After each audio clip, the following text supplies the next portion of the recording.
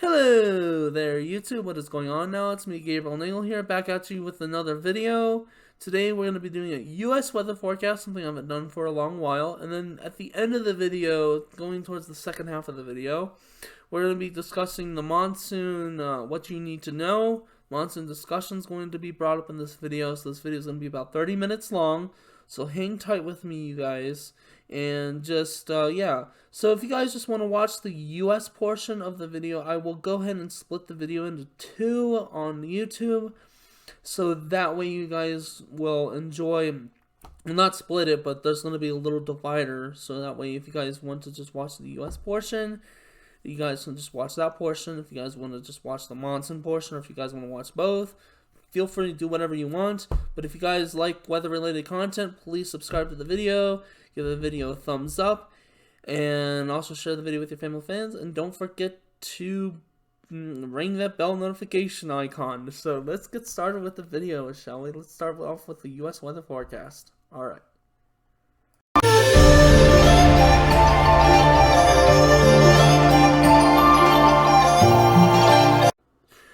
Alrighty, so we're going to start off with the U.S. weather forecast first, and then we're going to move on to the monsoon stuff next. So, U.S. weather forecast as of June 3rd, 2021.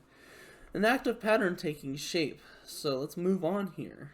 I also have 5 to 8 day outlooks at the end of this.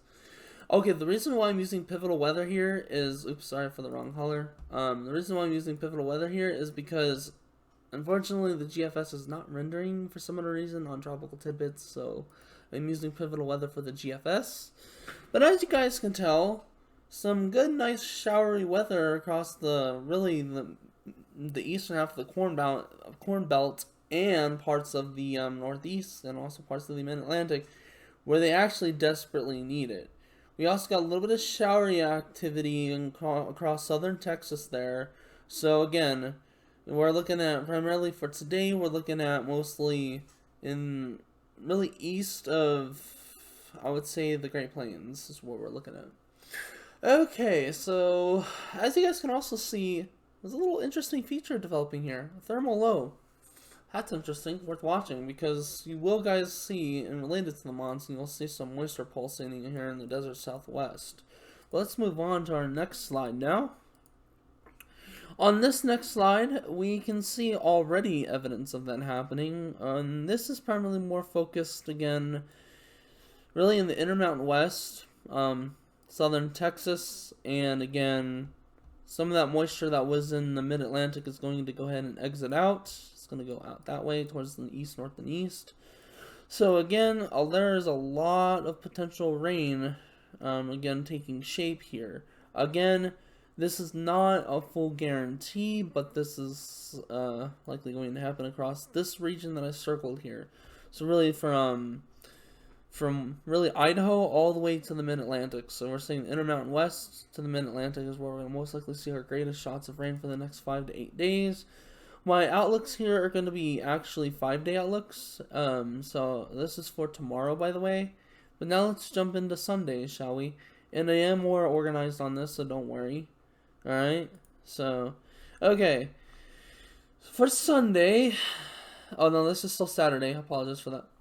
It's actually Saturday evening. I did make a couple of issue mistakes again, which kind of typical of me for me to do that, but on Saturday, really in the evening, you got some showery weather in southern Louisiana and southern Texas, and you also got some potential showery weather there, trying to get going off the Mid-Atlantic coast there, but again, nothing really, so they're in the Carolinas primarily, so nothing really too extensive at this moment, but again, this is where the pattern seems to be heading. So a couple of little bit of showers in the northwest, by the way. I want to just point this out real quickly to you guys.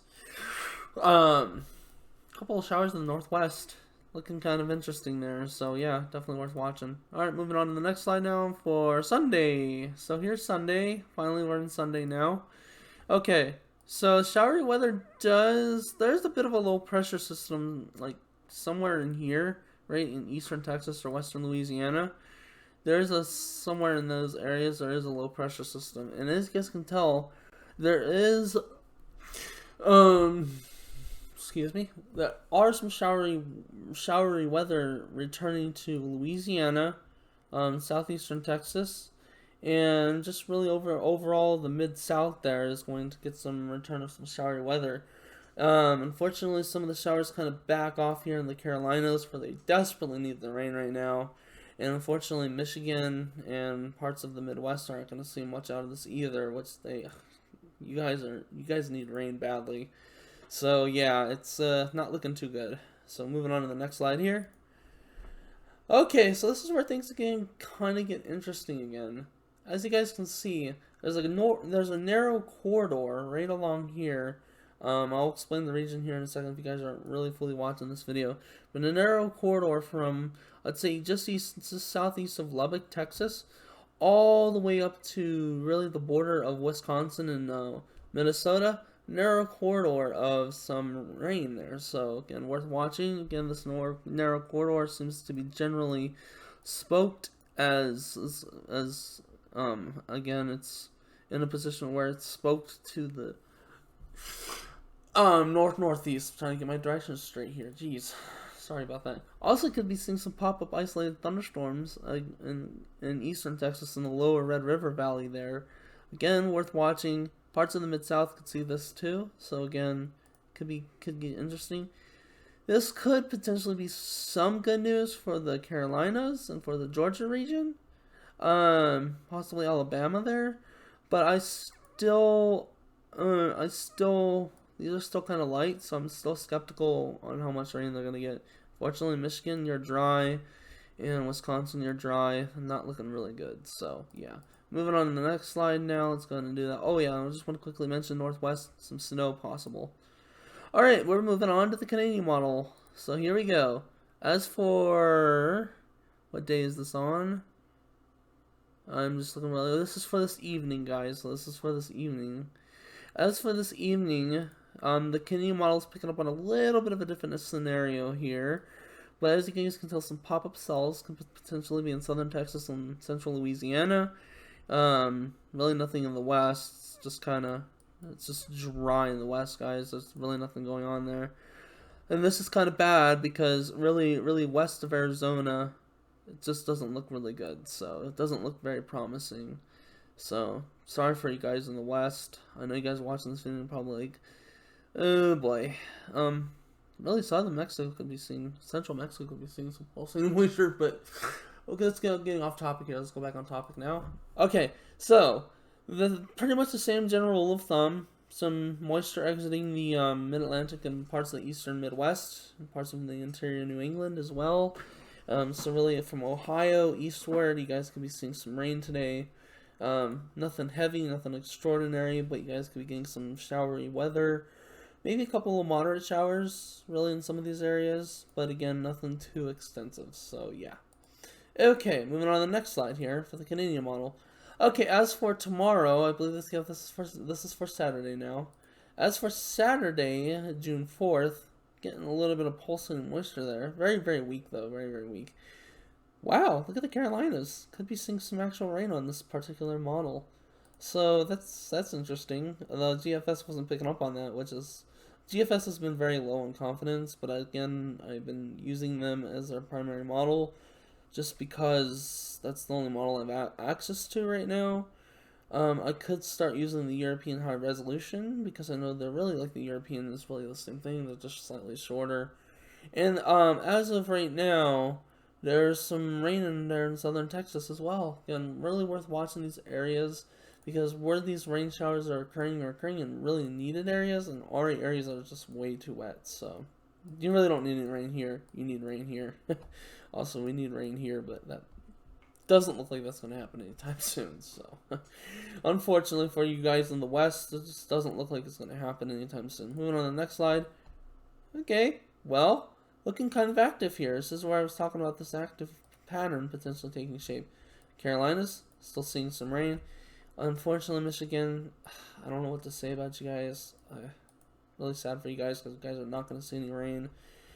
Looks like some of these showers could actually be right along the Mid-Atlantic and northeastern coast right there. Southern Texas, you guys don't need that anymore.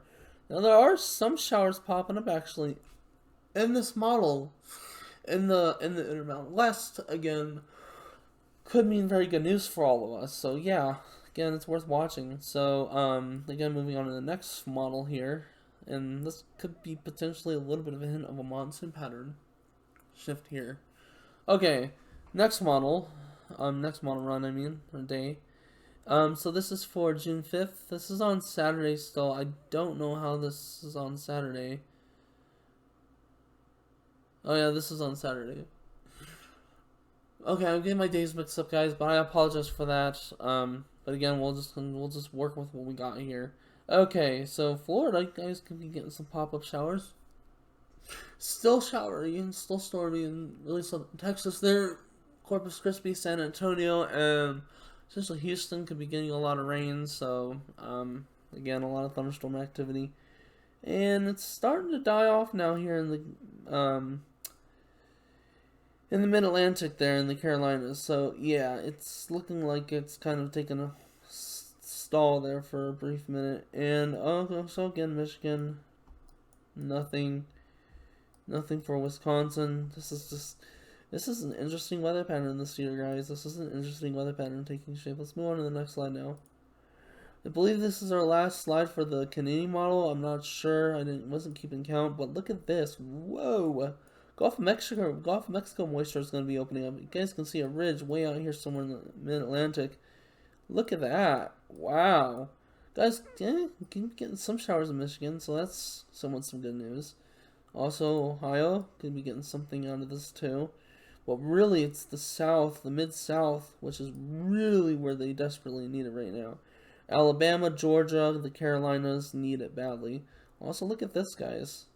A little bit of a tongue of moisture trying to make its way through, again, through New Mexico, Colorado, and Wyoming. And that's, I believe this is our last slide. Again, I could be wrong. I could have one more slide after this, but I believe this is our last slide. But let's go ahead and move on to the next slide here, which could be our precipitation outlook. No, it'll be our temperature outlook. Blah. It'll be our temperature outlook. First, we'll be moving on to precipitation 5 to 8 day outlook. Here we go. 5 to 8 day outlook temperature. Ugh, can't keep up with my words.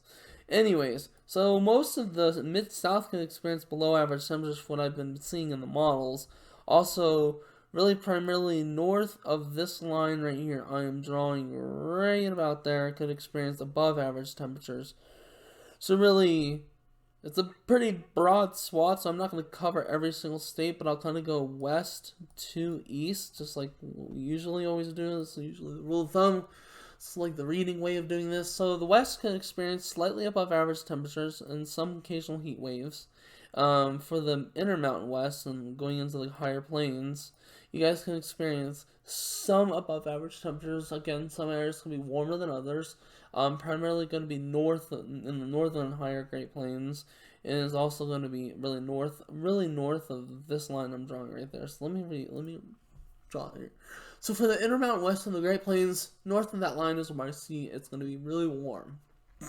South of that line, I can see cool, probably more like neutral weather, and also really further south is where you can experience. Oh crap! I don't have any water.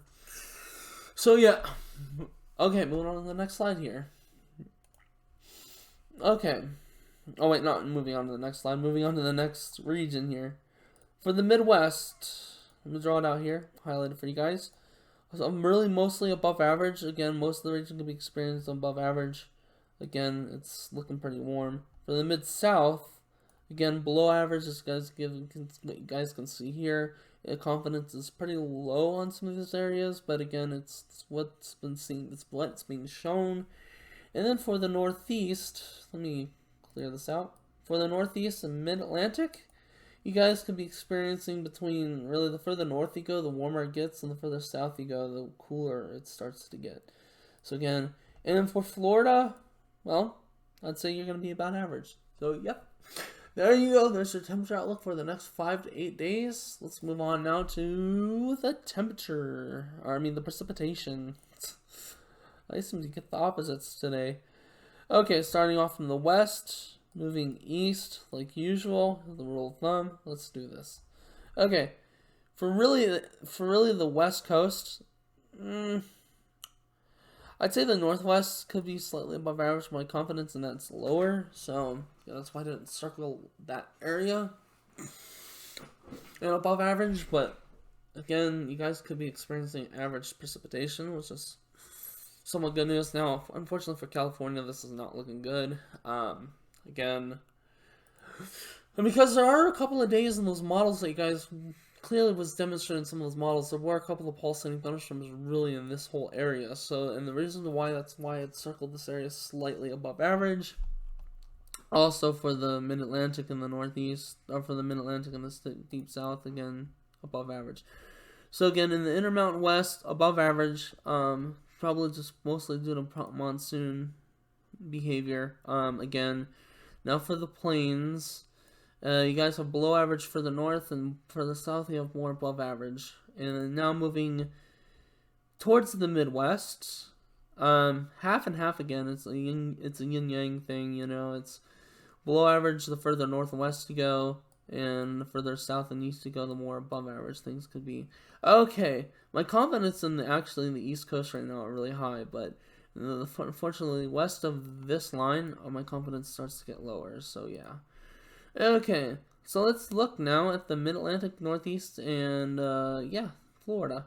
Okay, so on the East Coast, above average, really most of the way. This is once it gets to the interior New England states, you start to experience really north of Pennsylvania. You start to experience slightly below average, but again, did not put that in there because my confidence for that is low right now. And unfortunately, I've been wanting to highlight this for a while now, but Michigan, I do not like what I'm seeing for you guys, but unfortunately, this is what it's looking like. And now we're going to move on to the monsoon discussion part of this video. So if you guys really enjoyed, again, this portion of the video, you guys can go ahead and feel free and leave off here if you want, if this is the portion you want.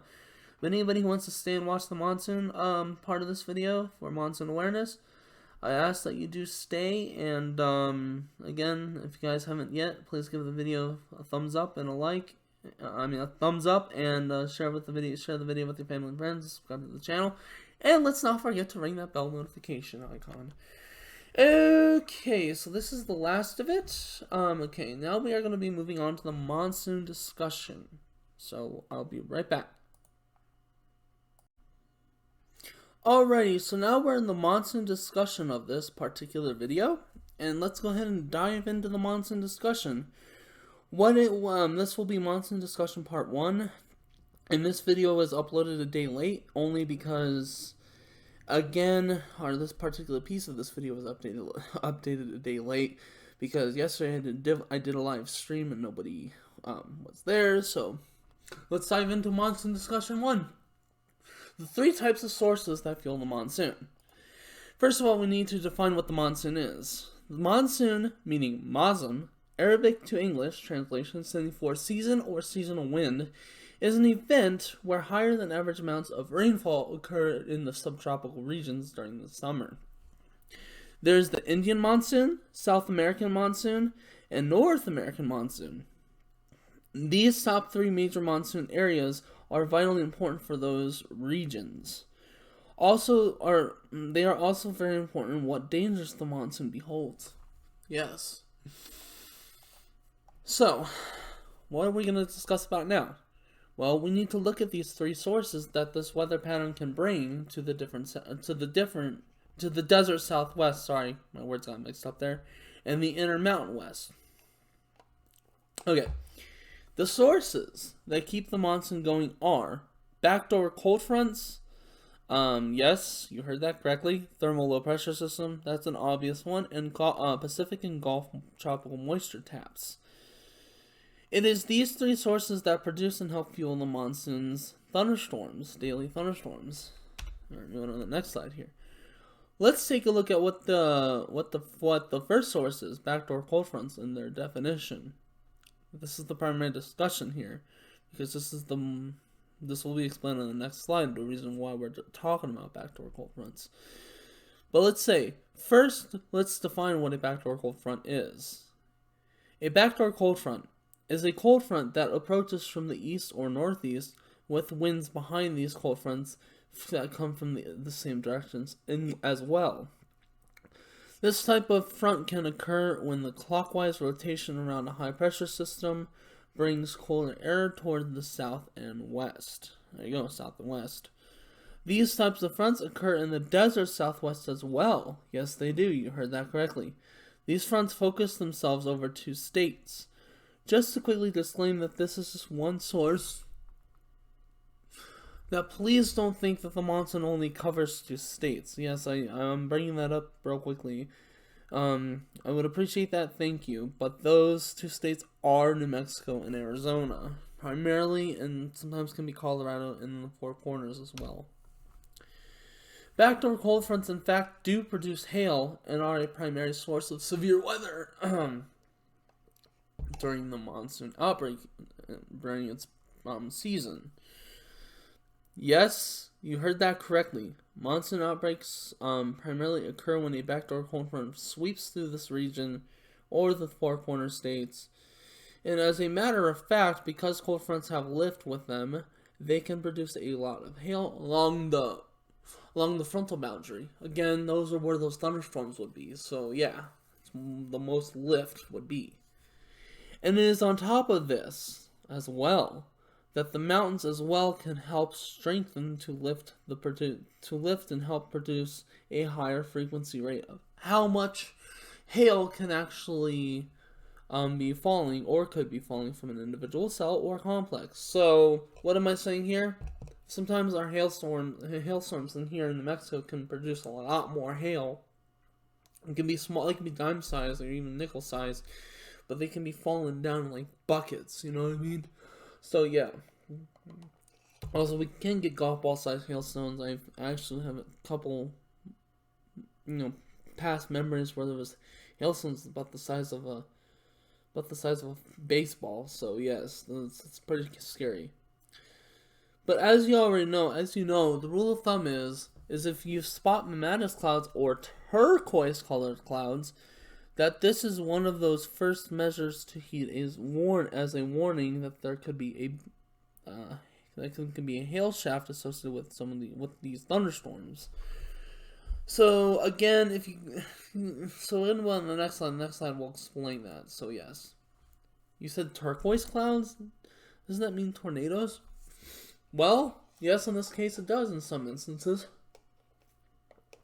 But these ocean-colored like thunderclouds can be dangerous in situations, especially if you are standing outside, especially related to hail, where there is no shelter. So if you so happen to spot these clouds, these types of clouds, during a vigorous monsoon outbreak, be weather ready and aware, and please be safe, as we all know that these storms can produce some pretty good, decent-sized hailstones that can kill you, actually, potentially. So yeah. And then quick note on this, these colors are morally focused in between the rain shaft and the base of the cloud, so this is kind of a tip here. You see those colors? Again, take shelter immediately, stay away from all windows of your home. It just may save you and loved ones from a disastrous monsoon outbreak. Hail is not something to be played with. Yeah, I can agree with you guys on that one. So if anybody's planning on coming down here for the summer and camping out for the summer anywhere in the Southwest or in the Intermountain West, please just heed those warnings, because again, we can get hailstorms here and they can be dangerous. Moving on to the next slide. Let's display some amazing photos real quickly, shall we? The monsoon's coolest thunderstorm pictures. Okay, I'll show you a couple of these photos. Which two of mine, which are one slide, two of mine are from me, by the way. Alright, first one. Whoa! Tornado? Are you serious? In New Mexico? Who would have thought that? I don't know if this is New Mexico, but just being silly, but what? A funnel cloud? Are you freaking serious? Well, yes, we are serious. We can get tornadoes during this season, so trust me. Not just here. Like it doesn't just proclaim to Arizona and New Mexico. It can proclaim to Colorado, parts of Utah.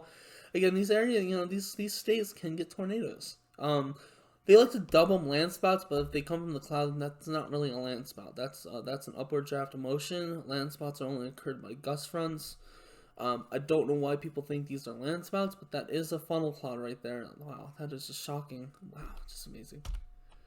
Here are my photos. As you guys can see, a shelf cloud. This was our official first monsoon outbreak of this year, dating back, I think it was on May 28th or May 29th, I can't remember, but this was our first monsoon outbreak. As you can clearly see, there's a really dark, ominous shelf cloud forming in the front of this thing, and this thing brought us some hail too, which lasted for about 50 minutes. Sorry if I repeated myself there, but yeah, it lasted about that long, and it was bringing down dime-sized hail for at least that long period of time. It did bring us much needed rain though, and it tickled the trees a little bit, so that's good. Again, dime-sized hail does not really hurt the trees, so that's good. Especially these kind of trees that are shown in this picture. As a matter of fact, look at my little honey locust out my window there. Kind of waving in some of the photos there from the wind. Not cute? Alright, well, let's move on to the next photo here. Okay, lightning from the monsoon. Whoa, that looks very angry. Yes, in this case, it does look very angry. Also, I also want to mention to you guys, I don't know if you guys can see my cursor, but on the base of these clouds, you guys can see the boils underneath some of those thunder clouds. And the rain curtain's right over here to the south and west.